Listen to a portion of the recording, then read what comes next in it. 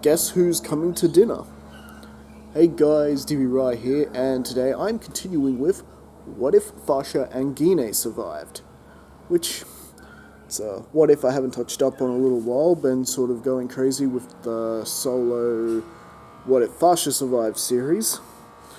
And, me trying to get more done to my RPG comic book board game, which, again, I'll talk more about that when I'm ready to release more information about that. So, going right in the story, where we last left off this series, we had just completed the King Piccolo saga. Kakarot, being stronger than what he is from his original counterpart in Goku, was able to defeat King Piccolo no problem, especially having additional training from both Gine and the even stronger Fasha throughout the series. Yeah, Kakarot didn't even need to drink the sacred water to get the additional help to defeat King Piccolo. So ultimately, King Piccolo was defeated much earlier than in the original, still hadn't even retained his youth, only managing to spit out an egg and hatching Junior, of course. So moving right along, victory was theirs, the Dragon Balls were gathered, Krillin and the rest of the martial arts society were resurrected, and well, this is when they get an unexpected knock on the door by, Kami. And well, like you would imagine, Kakarot immediately attacks the old Namekian right there, then and there, mistaking him for for King Piccolo. And of course, that whole awkward explanation to who Kami is plays out much like it does in the original, except that Kami's not on the lookout. And well, he has come down there to basically warn them that Piccolo will return and will challenge Kakarot again at the World Martial Arts Tournament, and that he should train with him for the next 3 years, while everyone else does their own training, that sort of thing, and basically in preparation to face Piccolo again. And well, Piccolo, who, didn't even get to battle with Gine or Fasha at all, Kami not really knowing how strong Fasha and Gine are, just assuming that Goku was really the best bet here, takes out with Goku. Goku jumping at the chance, of course, to get training because, I keep forgetting to say Kakarot. I'm sorry, guys. Kakarot wanting to get more training done. And, Grandpa Gohan and Roshi do advise that, Goku should take up the opportunity.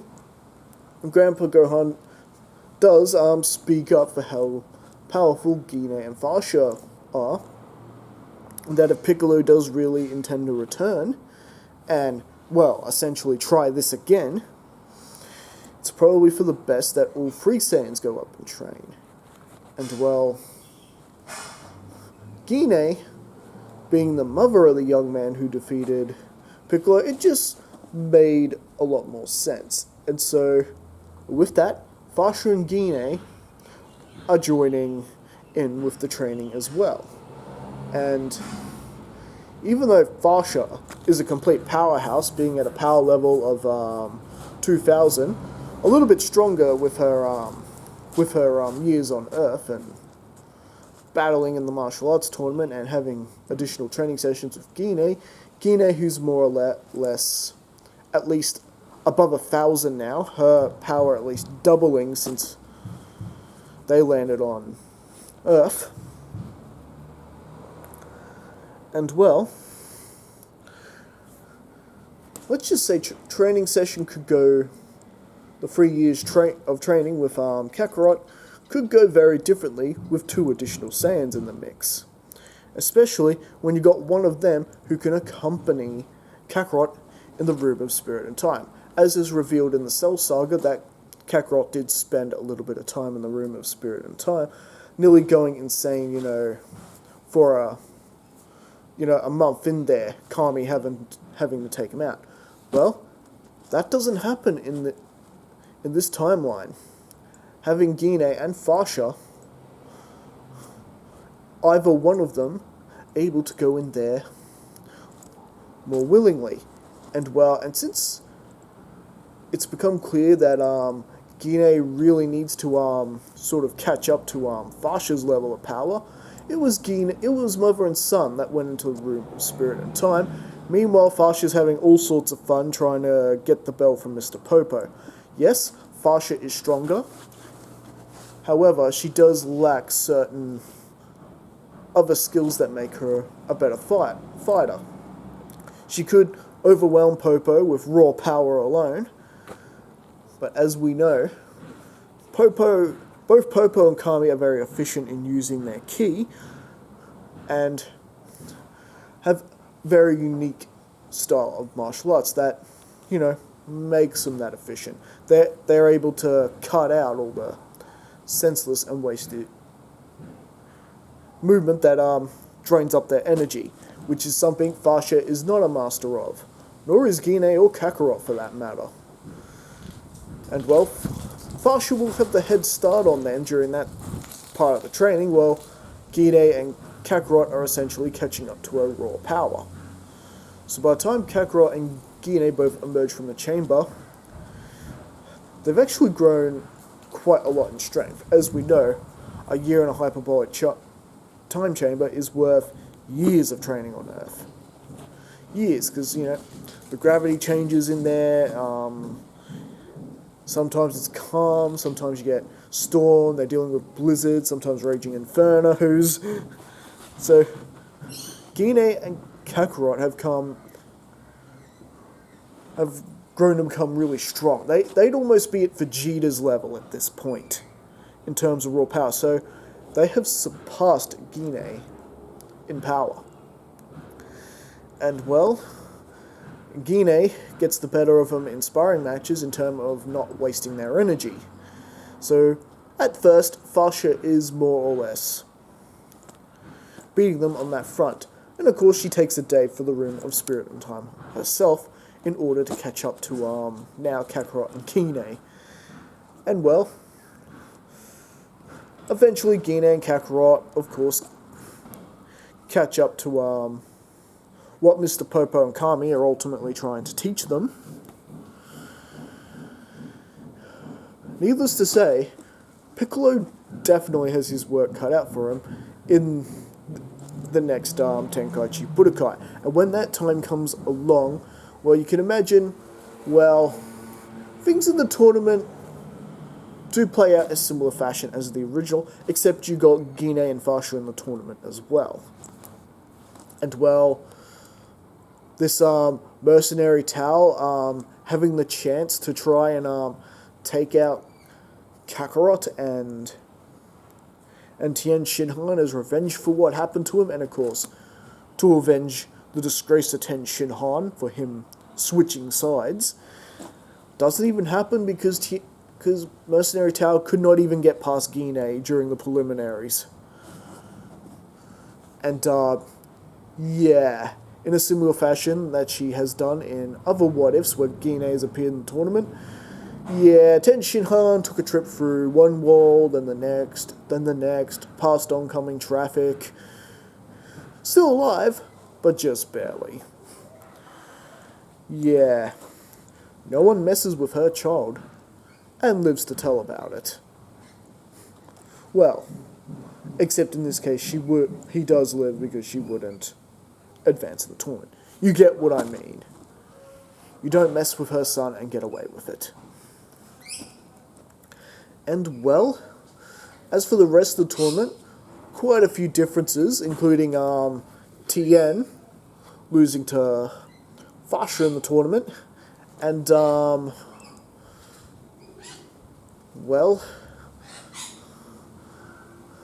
just trying to think here, Goku beating Chi-Chi, Fasha ultimately actually losing to Hero, the disguised Kami, just because of, not, again, it's not due to the raw power to the reason that Fasha lost in the tournament. It's just, Hero's experience in controlling his energy is what made the ultimate difference there. So Fasha ended up eliminating Yamcha from the preliminaries, unfortunately. Piccolo defeated Krillin like he does in the original.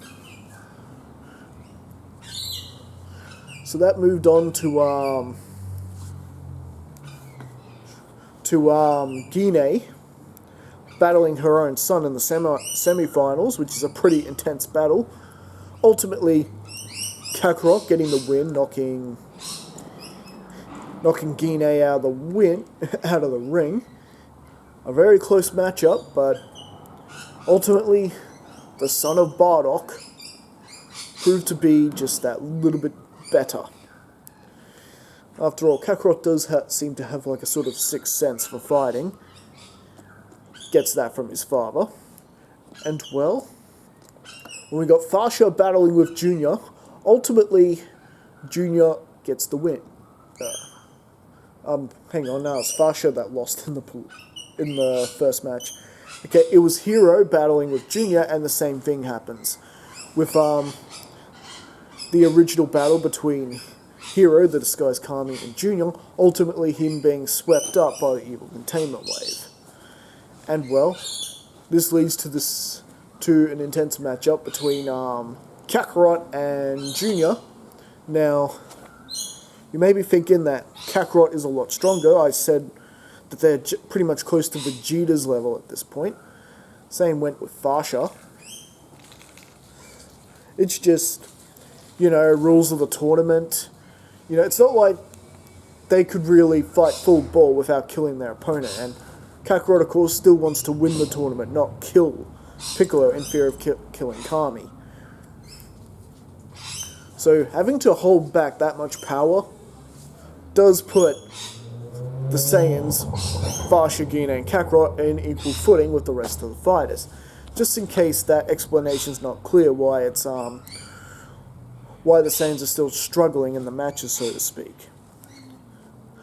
They're a lot tougher and can take the hits, but they still got to reduce their power enough so they don't kill their opponents. So Gine didn't actually kill Tien in their battle, and Fasha didn't end up squashing Kami like an insect. And, or squashing Yamcha. Tournament rules. Okay, so I hope that makes sense, at least to a little bit. But in the end, the tournament ultimately plays out the same, with Kakarot getting the win over Piccolo. Kakarot only just managing to win because, well, again, tournament rules, he's holding back, and he does let his guard down and gets that beam through the right side of his chest. Well, he does in the original. So it still just wins. So ultimately, the Junior saga pretty much played out the same, and well, Goku gave Junior Sensu Beam so he wouldn't kill over, and ultimately Kami ended up being killed over as well, so that ends pretty much the same way. And well, just like in the original, Goku marries Chi-Chi in this timeline, and they have their little Saiyan child, Gohan. Now, Chi-Chi doesn't really want Gohan battling and learning to fight and everything like that. However, with Gine and Fasha sort of there, Chi-Chi does sort of let Gohan train a little bit. Just sort of, enough, After all, it is tradition among the Saiyans, and there's no point in trying to deny Gohan of that. As long as he buckles down and does his studies as well. Which, now that we're heading into the whole Raditz appearing on Earth, and he pretty much has, heading into the 5-year time skip. And well, like the original, he encounters Piccolo first. Now, Piccolo has actually trained himself harder than what he does in the original 5-year time gap.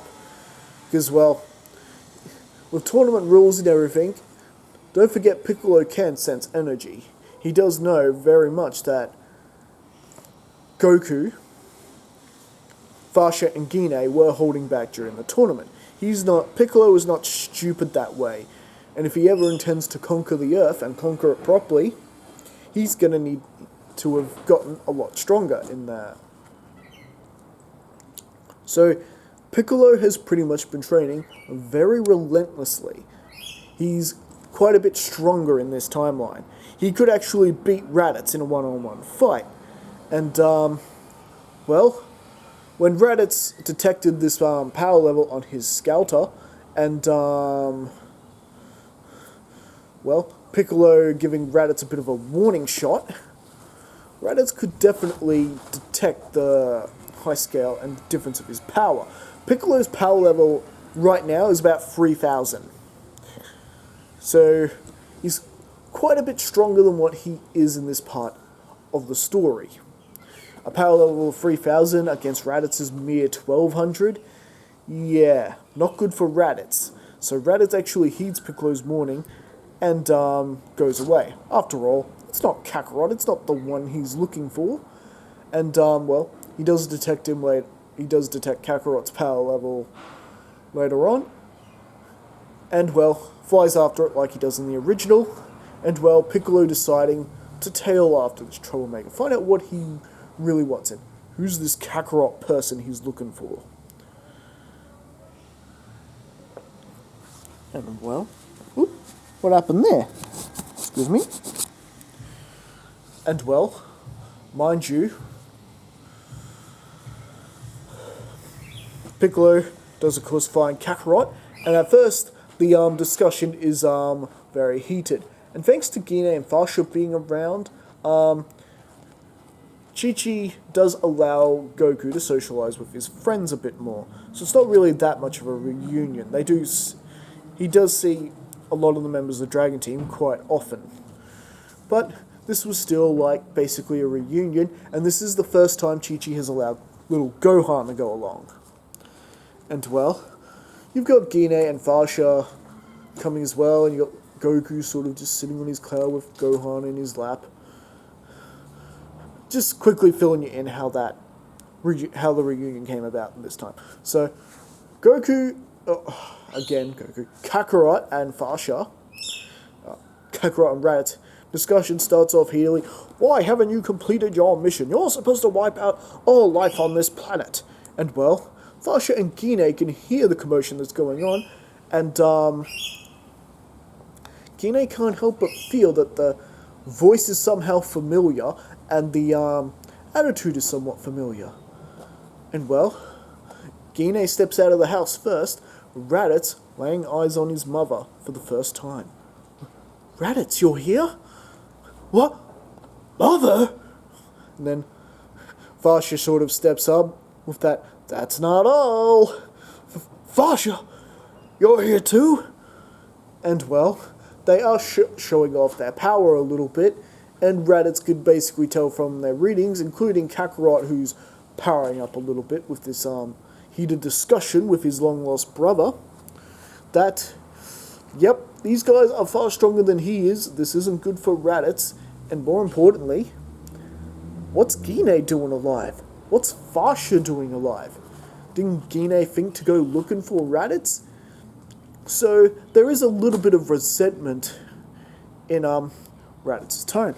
Gine having to explain that she had no idea that Raditz was even alive and breathing.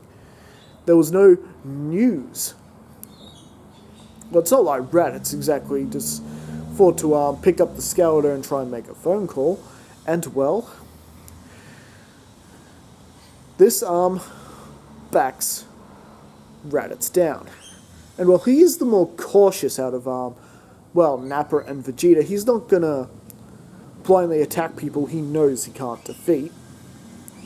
And, well, he decides to hear out on this story. And well, they actually fill Raditz in that Kakarot was never sent here to destroy the planet. He was sent off world because of Frieza. That Frieza destroyed their planet. So they are now explaining to Raditz that it was Frieza that destroyed his home world from the beginning. And of course, Nappa and Vegeta are listening in on this too. Frieza, that bastard! I never trusted that one, Vegeta. I knew we should have just turned tail and did our own thing. But, surprisingly, this news is hitting Vegeta pretty hard, and it's hitting Raditz pretty hard too. Nappa, who doesn't seem to be that really surprised about the whole thing. After all, he pretty much just did whatever Prince Vegeta told him. Whether it was conquer a planet for Frieza, as long as Vegeta was fine with it, he was fine with it. However, they are listening intently here, and Raditz pretty much lets them in that Prince Vegeta and Nappa are alive too, and that they are listening in on this. And well, this is where Fasha now begins to lay out the plan that she originally thought of all these years ago.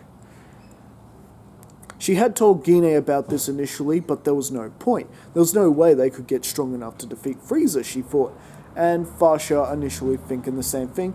However, with Raditz alive, Nappa and Vegeta out there may be a chance they could grow stronger together and overcome Frieza. And with their allies on Earth, the entire Dragon team, who have quite a unique potential of getting stronger themselves, they may just have a chance.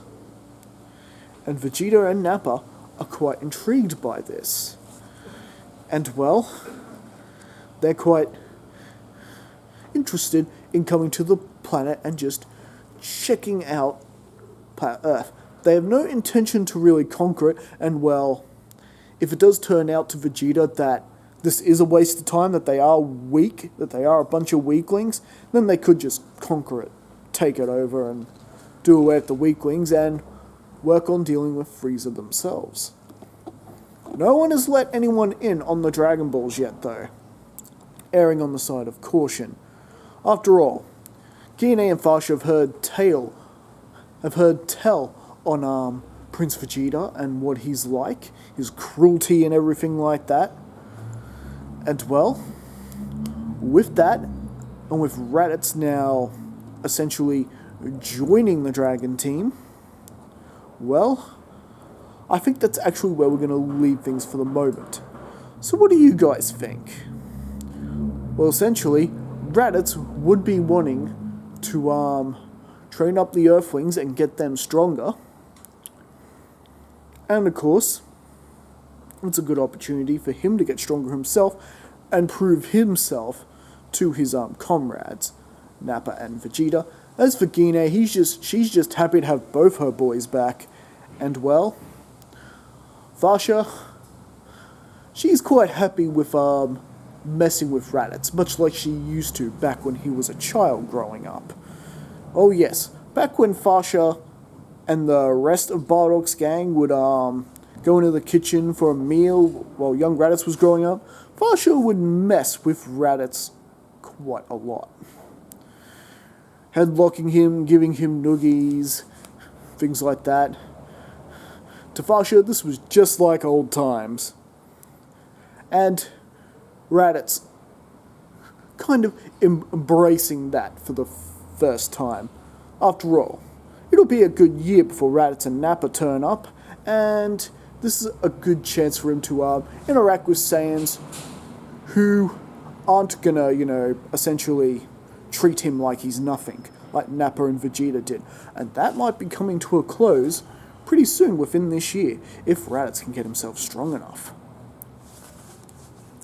And well, he does have the likes of his mother, Fasha, and Kakarot, who are pretty strong in their own might, who are pretty strong in their own way, could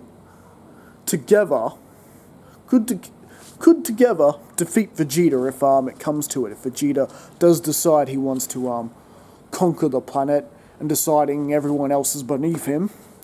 So yeah, so got a lot of things that could potentially make the Frieza saga very different in this timeline.